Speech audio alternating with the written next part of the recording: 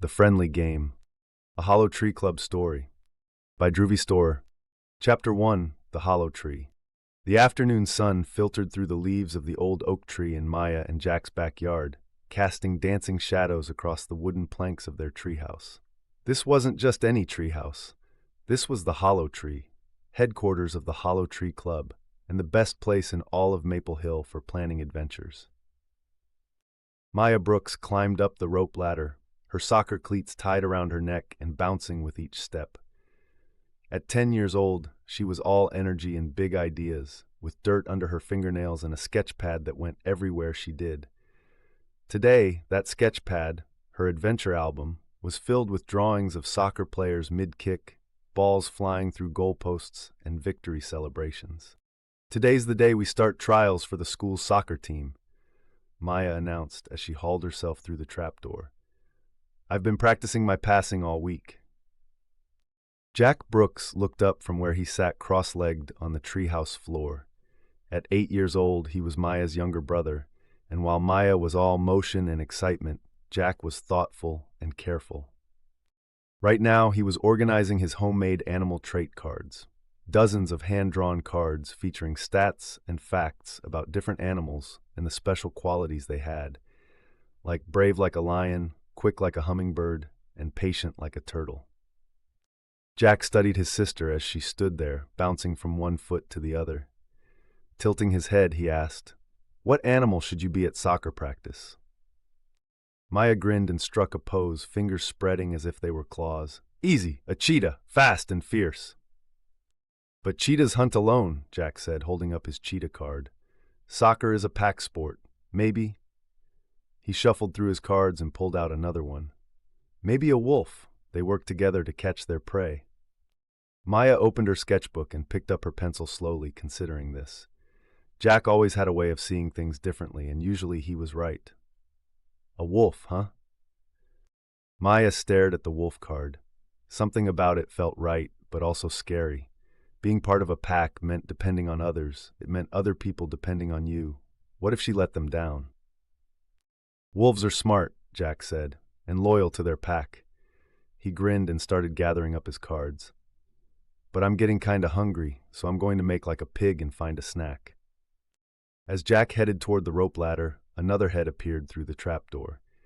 Leo Rodriguez, 9 years old, with thoughtful dark eyes, climbed up and held the trapdoor open for Jack. The two boys shared a fist bump as they passed.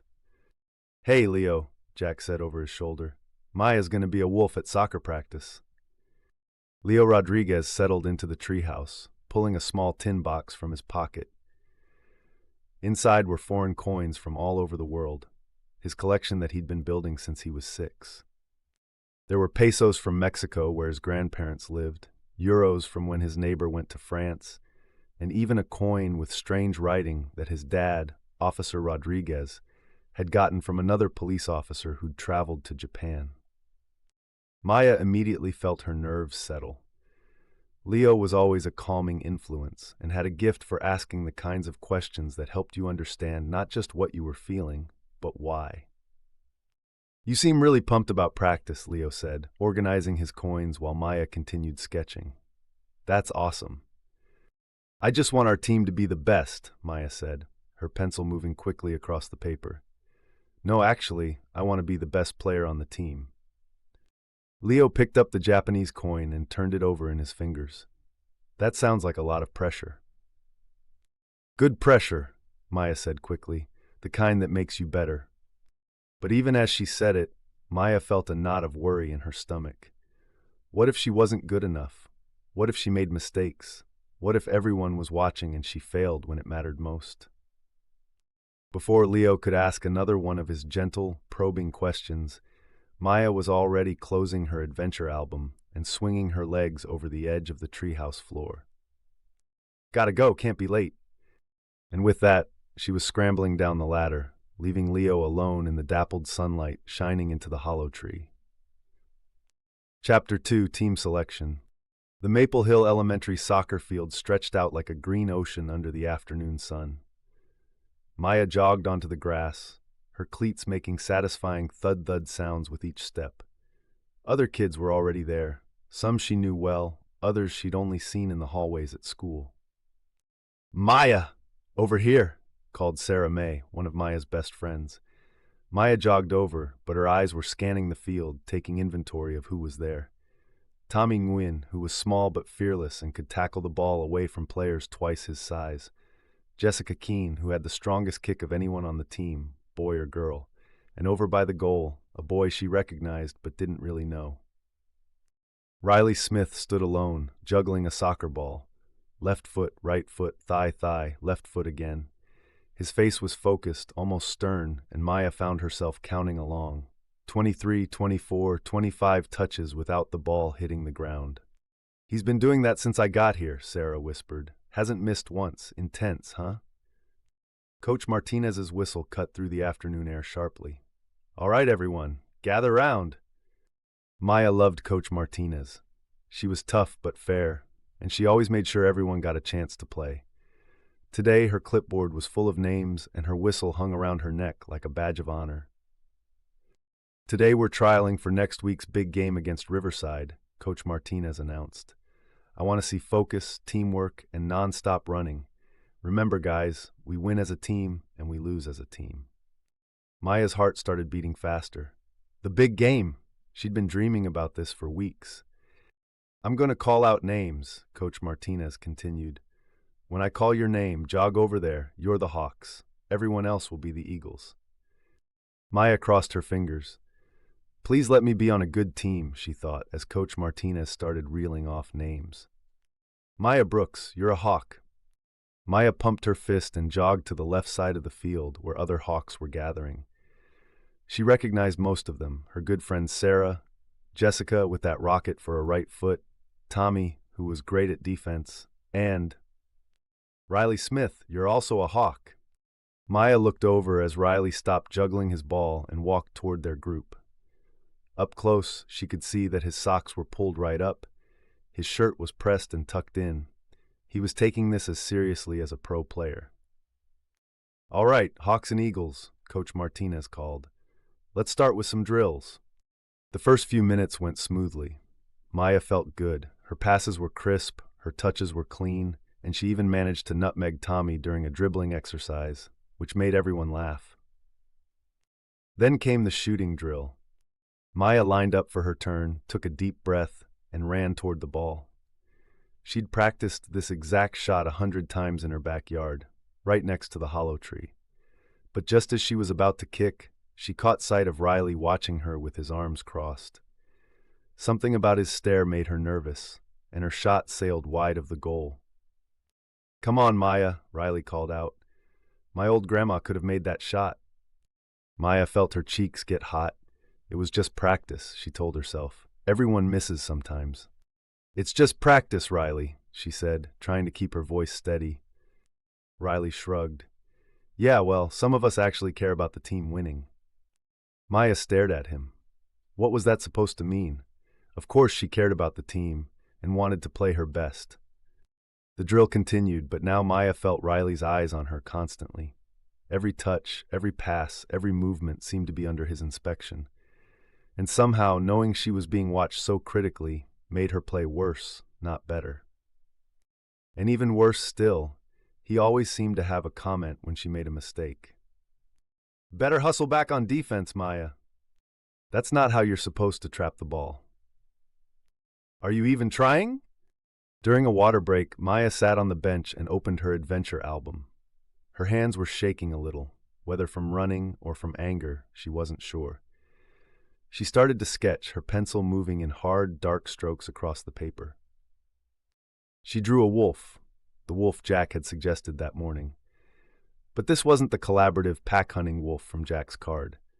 This wolf was alone, standing on a rocky outcrop with storm clouds swirling overhead. Its teeth were bared in a snarl. Its hackles were raised, and lightning crackled in the dark sky behind it. The wolf's eyes were fierce and angry and ready for a fight. As Maya drew, she realized she was drawing exactly how she felt inside, like a wolf that had been separated from its pack and was now facing threats alone. "Time for some sprints," Coach Martinez called. Maya closed her adventure album and jogged back onto the field. But as she ran, she heard Riley's voice behind her. Maybe you should stick to art class instead of soccer, Maya. Maya's hands clenched into fists. Her face felt like it was on fire, and for a moment she wanted to turn around and say something mean right back to Riley, something that would make him feel as small as he was making her feel. Instead, she just ran faster, her cleats digging into the grass with each angry step, her heart pounding not just from exertion but from the effort of holding back all the things she wanted to say. The thunderclouds in her drawing had been imaginary, but the anger brewing inside Maya was very, very real. Chapter 3: Storm Clouds. Maya stormed off the soccer field before practice was officially over, her adventure album clutched tightly under her arm. She couldn't take another minute of Riley's comments, another second of feeling like she was under a microscope, waiting for her next mistake.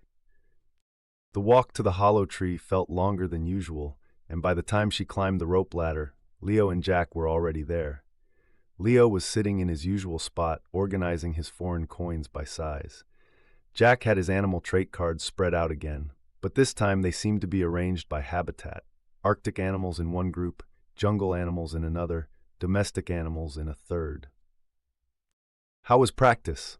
Leo asked, but one look at Maya's face told him everything he needed to know. "Terrible." Maya threw herself down on the old cushions they kept in the treehouse. "There's this kid Riley on my team, and he was so mean. Every single thing I did, he had something nasty to say." Jack looked up from his cards and stared at his older sister, concern evident on his face. "What kind of things?"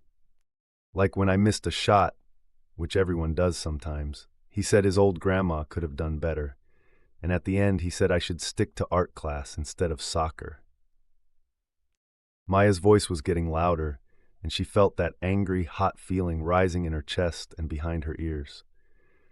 "That sounds really frustrating," Leo said quietly. "How did it make you feel?"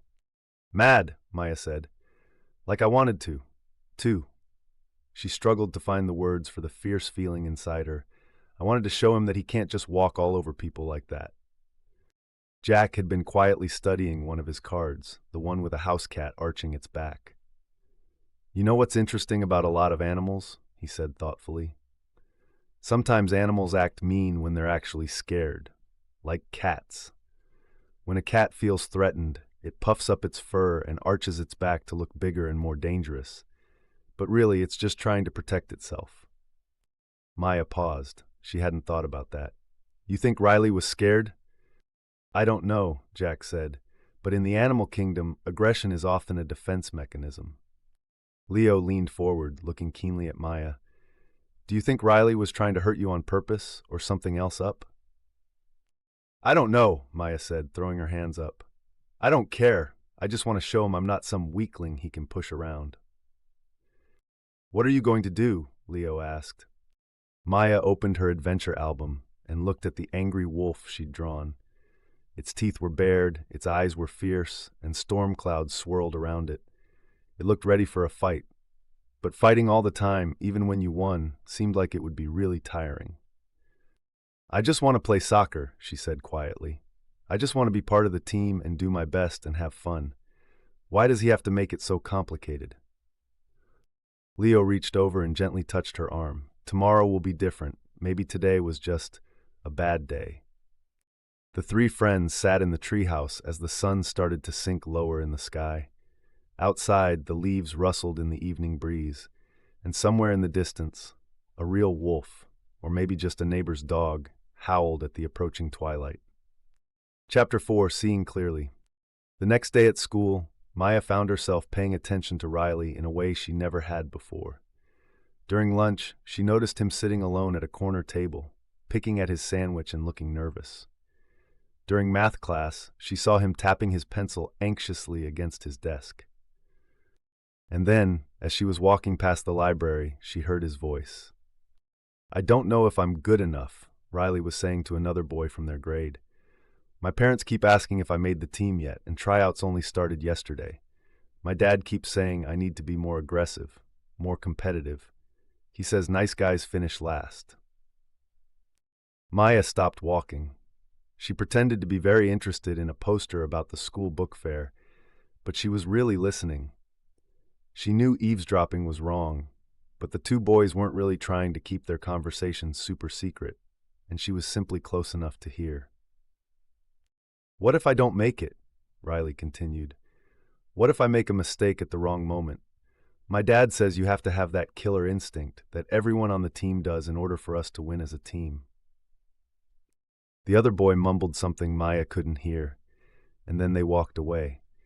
But Maya stood there for a long moment, thinking about what she'd just heard. Riley was scared. Just like Jack had said, scared animals sometimes act mean to look bigger. He was scared of not being good enough, scared of disappointing his parents, scared of failing when it mattered most. At soccer practice that afternoon, Maya tried to give Riley the benefit of the doubt. When he made a good pass or shot, she called out, "Nice job." When he made a mistake, she kept quiet, instead of making a comment like he had done to her yesterday. But Riley's behavior didn't change. If anything, he seemed more tense than before, and understanding his motivations didn't help her understand how to deal with him yet. Meanwhile, he kept on commenting on her game. "Maya, you're supposed to be marking me in this drill," he snapped when she was a step too slow. "Your first touch is too heavy," he said when she trapped a pass. "Can you please pay attention?" he said when she glanced over toward a bird that had landed near the goal. Maya felt her patience wearing thin. She was trying to be nice, but Riley was making it really hard. Then, during a passing drill, Riley decided to try something fancy. Instead of making the simple pass that the drill called for, he attempted some sort of trick move that Maya had seen professional players do on TV. He flicked the ball up with his toe, spun around, and tried to volley it to his teammate. But the move was too advanced, and Riley's timing was off. His foot caught the ball wrong, and he lost his balance and fell, his ankle twisting under him as he hit the ground. "Ow!" Riley's voice was sharp with pain, but he immediately started trying to get up. I'm fine." But Maya could see that it wasn't nothing. Riley's face had gone pale, and there were tears gathering in the corners of his eyes that he was trying desperately to blink away. "Riley, sit out for a few minutes," Coach Martinez said, jogging over. "Let's get some ice on that ankle." Maya watched as Riley limped to the sideline, his shoulders hunched with embarrassment and frustration. He sat on the bench alone, holding the ice pack to his ankle and staring at the ground like he wished he could disappear. Maya thought about the angry wolf she'd drawn. Then she thought about Jack's words about scared cats puffing up to look bigger. And she thought about Riley's conversation outside the library, about pressure and fear and the weight of other people's expectations. She thought about what kind of wolf she wanted to be, the kind that fought every threat, or the kind that could tell the difference between a real enemy and a scared teammate. Chapter 5: The Choice. Maya stood on the sideline, watching Riley try to hide his pain and embarrassment. This was her chance, the perfect opportunity to get back at him for all the mean things he'd said. She could walk over and make a comment about how he should stick to simple passes instead of trying to be fancy. She could ignore him completely and let him sit there alone. She could even laugh at him. But as Maya looked at Riley, really looked at him, she didn't see the confident, critical teammate who had been making her life miserable. She saw a 9-year-old boy who was hurt and scared and trying not to cry in front of his teammates. She remembered something her mom had once told her. Courage isn't just about being brave when you're scared. Sometimes courage is about being kind when you're angry. Maya walked over to the bench where Riley was sitting. She had her water bottle in one hand and her adventure album in the other. "Here," she said, offering him the bottle. "Some hydration will help." Riley looked up, surprised. His ankle was propped up on the bench with an ice pack, and his eyes were still a little watery from the pain and embarrassment. "You're talking to me?" he said, his voice smaller than she'd ever heard it. "Yeah," Maya said. "And here, let me show you something I drew yesterday after practice." She opened her adventure album and showed him the sketch of the wolf. But instead of showing him the angry, stormy version, She flipped to a new page where she'd drawn something different the night before.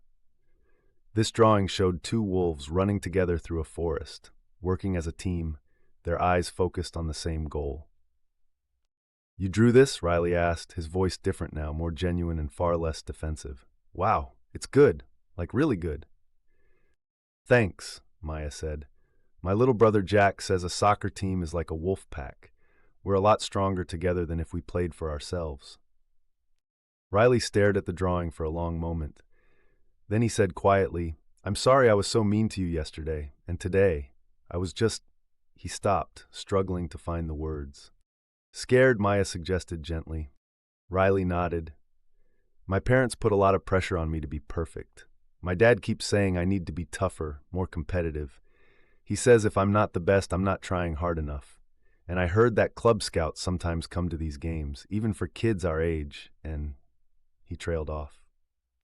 "That sounds like a lot of pressure," Maya said. "It is," Riley admitted.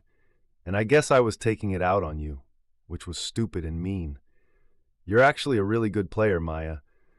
I was just so worried about my own performance that I thought if I could point out other people's mistakes, maybe no one would notice mine." Maya thought about her own desire to be the best player on the team. She understood the pressure, even if her parents weren't the ones putting it on her. "Me too," she said. "I mean, I wanted to be perfect too. Maybe we could help each other get better instead of tearing each other down." Riley looked up at her slowly. "You'd want to do that even after how mean I was?" Maya smiled. "That's what teammates do, right? We're both hawks." For the first time since Maya had met him, Riley smiled back. It was a real smile, not the tense, competitive expression he usually wore. "Yeah," he said, "we're both hawks." Chapter 6, The Game. For the rest of practice, Maya and Riley worked together. Maya discovered that when Riley wasn't busy being mean, he was actually a really good teammate. He knew a lot about tactics, and he was generous with tips that actually helped instead of criticism that just made her feel bad.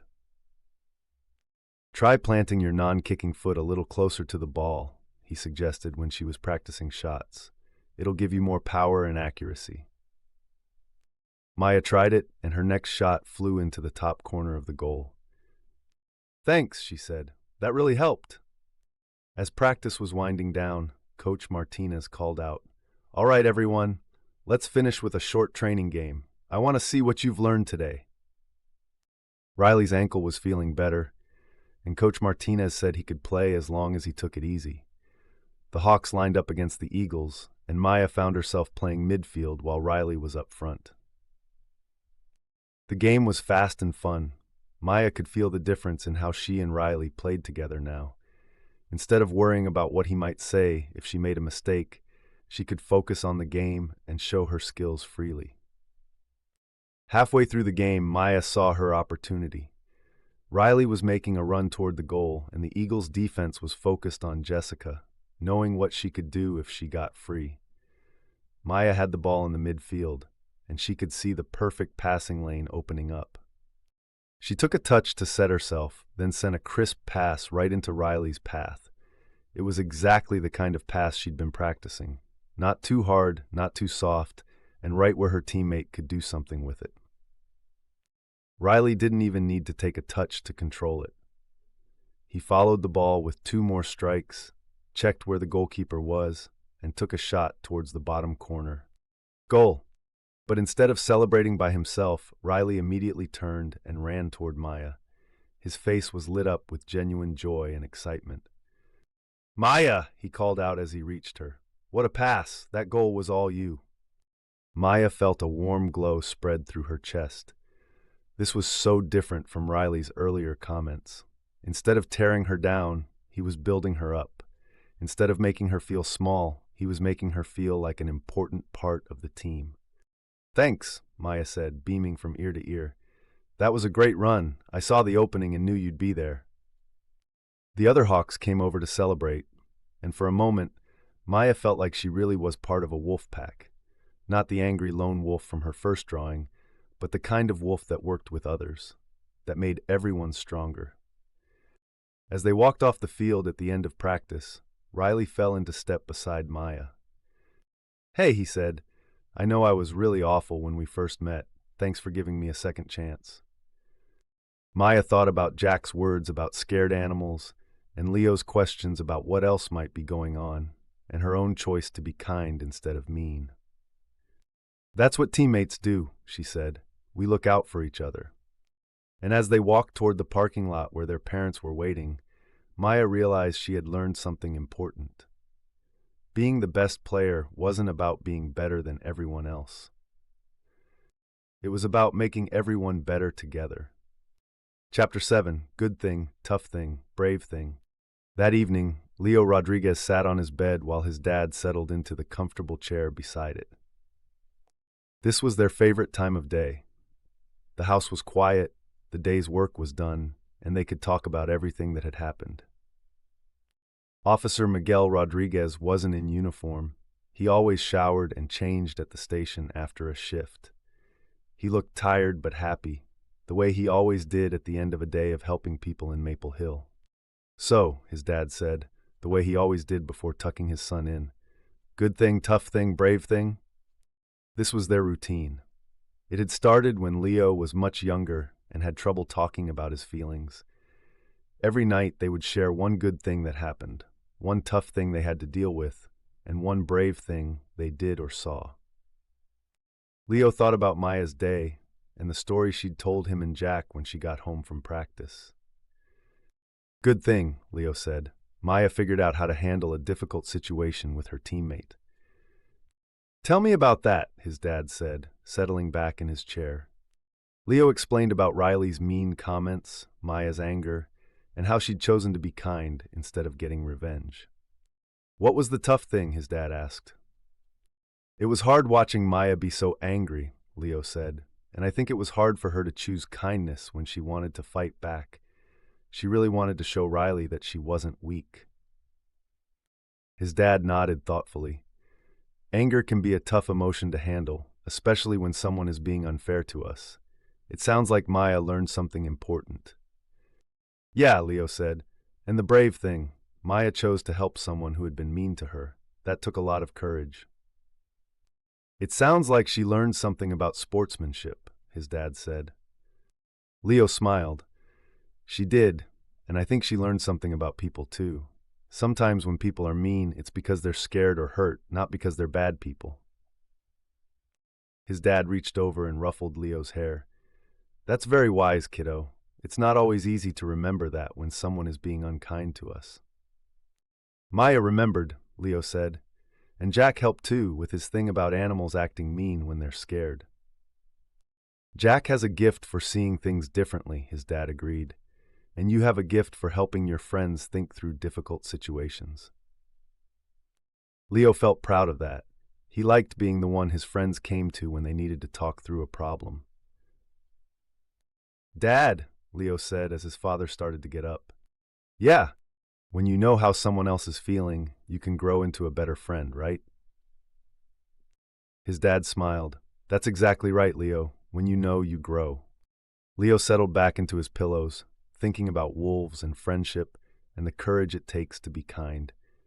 Tomorrow, there would be new adventures, new challenges, and new opportunities to grow. But tonight, Leo fell asleep with a smile on his face, proud of his friend Maya and grateful for the pack of friends he belonged to, the Hollow Tree Club, where every day brought a chance to learn something new about courage, kindness, and what it really meant to be part of a team. The end.